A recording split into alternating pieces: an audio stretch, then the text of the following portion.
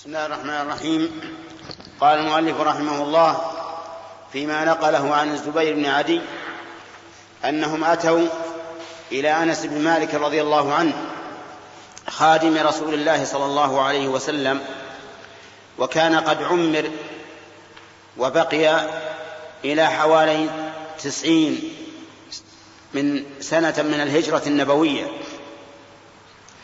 وكان قد أدركه شيء من الفتن، أدرك وقته شيء من الفتن، فجاءوا يشكون إليه ما يجدون من الحجاج بن يوسف الثقفي، أحد الأمراء لخلفاء بني أمية، وكان معروفا بالظلم وسفك الدماء، وكان جبارا عنيدا والعياذ بالله.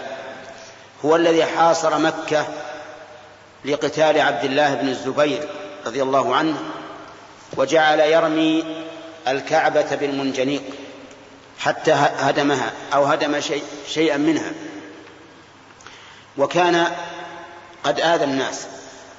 فجاءوا يشكون إلى أنس بن مالك رضي الله عنه، فقال لهم أنس اصبروا، أمرهم بالصبر على جور ولاة الأمور، وذلك لأن ولاة الأمور قد يسلطون على الناس بسبب ظلم الناس، كما قال الله تعالى: وكذلك نولي بعض الظالمين بعضا بما كانوا يكسبون.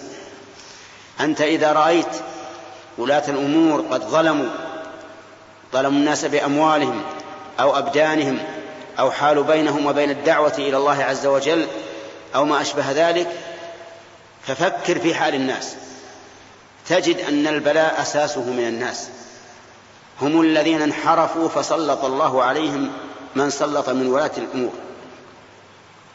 وفي الأثر وليس بحديث: كما تكونون يولى عليكم، كما تكونون يولى عليكم. ويذكر أن بعض خلفاء بني أمية، وأظنه عبد الملك بن مروان، جمع وجهاء الناس لما سمع أن الناس يتكلمون في الولاية، جمع الوجهاء وقال لهم: أيها الناس، أتريدون أن نكون لكم كما كان أبو بكر وعمر؟ قالوا: بلى، نريد ذلك. قال: كونوا كالرجال الذين تولى عليهم أبو بكر وعمر لنكون لكم كأبي بكر وعمر. يعني أن الناس على دين ملوكهم، فإذا ظلموا أي ظلم ولاة الأمور للناس فإنه بسبب أعمال الناس. وجاء رجل من الخوارج إلى علي بن أبي طالب رضي الله عنه وقال له: ما بال الناس انتقضوا عليك ولم ينتقضوا على أبي بكر وعمر؟ قال: لأن رجال أبي بكر وعمر أنا وأمثالي، ورجالي أنت وأمثالك. يعني أن الناس إذا ظلموا سلطت عليهم الولاة، ولهذا قال أنس: اصبروا. وهذا هو الواجب أن الإنسان يصبر، ولكل كربة فرجة. لا تظن أن الأمور تأتي بكل سهولة، الشر ربما يأتي بغتة ويأتي هجمة، ولكنه لن يدال على الخير أبدا. ولكن علينا أن نصبر وأن نعالج الأمور بحكمة، لا نستسلم ولا نتهور، نعالج الأمور بحكمة حتى وصبر وتأني. يا أيها الذين آمنوا اصبروا وصابروا ورابطوا واتقوا الله لعلكم تفلحون. إن كنت تريد الفلاح فهذه أسبابه وهذه طرقه: اصبروا وصابروا ورابطوا واتقوا الله، 4 أشياء لعلكم تفلحون. ثم قال أنس بن مالك: فإنه لا يأتي على الناس زمان إلا وما بعده شر منه حتى تلقوا ربكم. سمعته من نبيكم محمد صلى الله عليه وسلم. يعني أن الرسول عليه الصلاة والسلام قال: لا يأتي على الناس زمان إلا وما بعده شر منه في الدين وهذا الشر ليس شرا مطلقا عاما، بل قد يكون شرا في بعض المواضع ويكون خيرا في مواضع أخرى وهكذا. ومع هذا فإن الناس كلما ازدادوا في الرفاهية وكلما انفتحوا على الناس انفتحت عليهم الشرور. إن الرفاهية هي التي تدمر الإنسان، لأن الإنسان إذا نظر إلى الرفاهية وتنعيم جسده غفل عن تنعيم قلبه، وصار أكبر همه أن ينعم هذا الجسد الذي مآله إلى الديدان والنتن. وهذا هو البلاء، هذا هو الذي ضر الناس اليوم. لا تكاد تجد أحد إلا ويقول وش قصرنا، وش سيارتنا، وش فرشنا، وش أكلنا. حتى الذين يقرؤون العلم ويدرسون العلم بعضهم إنما يدرس من أجل أن ينال رتبة أو مرتبة يتوصل بها إلى نعيم الدنيا، ما كأن الإنسان خلق لأمر عظيم، والدنيا ونعيمها إنما هو وسيلة فقط. نسأل الله أن يجعلنا وإياكم نستعمله وسيلة. قال الشيخ الإسلام ابن تيمية رحمه الله: ينبغي للإنسان أن يستعمل المال كما يستعمل الحمار للركوب وكما يستعمل بيت الخلاء للغائط. اللي يعرفون المال يعرفون قدره. لا تجعل المال أكبر همك، اركب المال، فإن لم تركب المال ركبك المال وصار همك هو الدنيا. ولهذا نقول إن الناس كلما انفتحت عليهم الدنيا وصاروا ينظرون إليها فإنهم يخسرون من الآخرة بقدر ما ربحوا من الدنيا. قال النبي عليه الصلاة والسلام: والله ما الفقر أخشى عليكم، يعني ما أخاف عليكم الفقر، الدنيا ستفتح، وإنما أخشى عليكم أن تفتح عليكم الدنيا فتنافسوها كما تنافسها من قبلكم فتهلككم كما أهلكتهم. وصدق الرسول عليه الصلاة والسلام. هذا الذي أهلك الناس اليوم.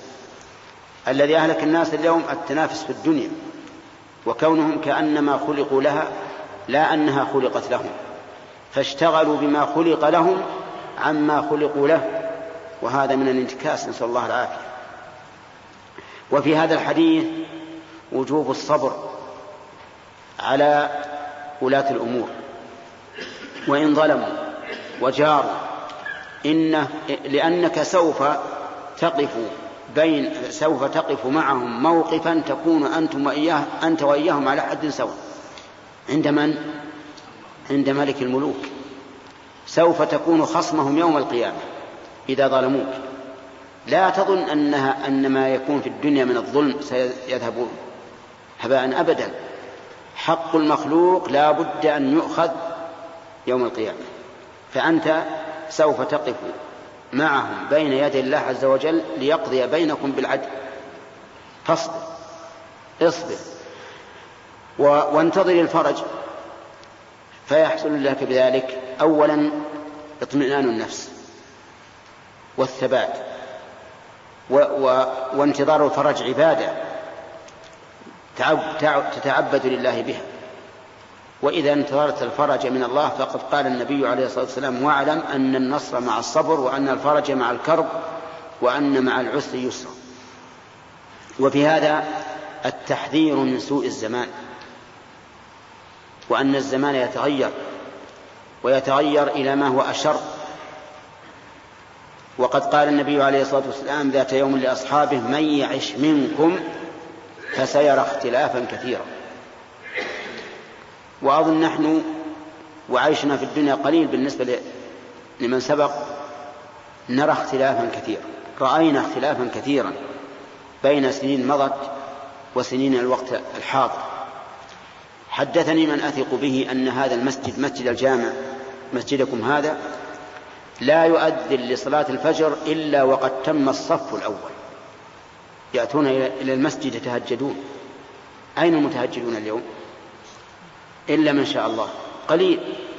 تغيرت الأحوال، تجد الواحد منهم كما قال النبي عليه الصلاة والسلام في الطير: تغدو خماصا وتروح بطانا، إذا أصبح يقول اللهم ارزقني، قلبه معلق بالله عز وجل فيرزقه الله. وأما الآن فأكثر الناس في غفلة عن هذا الشيء، يعتمدون على من سوى الله ومن تعلق شيئا وكل إليه. نعم، الحمد لله في الآونة الأخيرة لا شك أن الله سبحانه وتعالى فتح على الشباب فتحا أسأل الله تعالى أن يزيدهم من فضله، فتح عليهم وأقبلوا إلى الله. ونجد بين سنواتنا هذه الأخيرة والسنوات الماضية بالنسبة للشباب نجد فرقا عظيما. قبل نحو 20 سنة لا تكاد تجد الشاب في المسجد، أما الآن ولله الحمد فأكثر من في المسجد هم الشباب، وهذه نعمة ولله الحمد، يرجو الإنسان لها مستقبلا زاهرا. وثقوا أن الشعب إذا صلح فسوف تضطر ولاة أموره إلى الصلاح مهما كان. فحنا نرجو لإخواننا في غير هذه البلاد الذين من الله عليهم بالصلاح إذا استقاموا على الحق أن يصلح الله لهم الولاة، ونقول اصبروا فإن ولاتكم سوف يصلحون غصبا عليهم. إذا صلحت الشعوب صلحت الولاة بالاضطرار. نسأل الله أن يصلح للمسلمين ولاة أمورهم وشعوبهم إنه جواد كريم.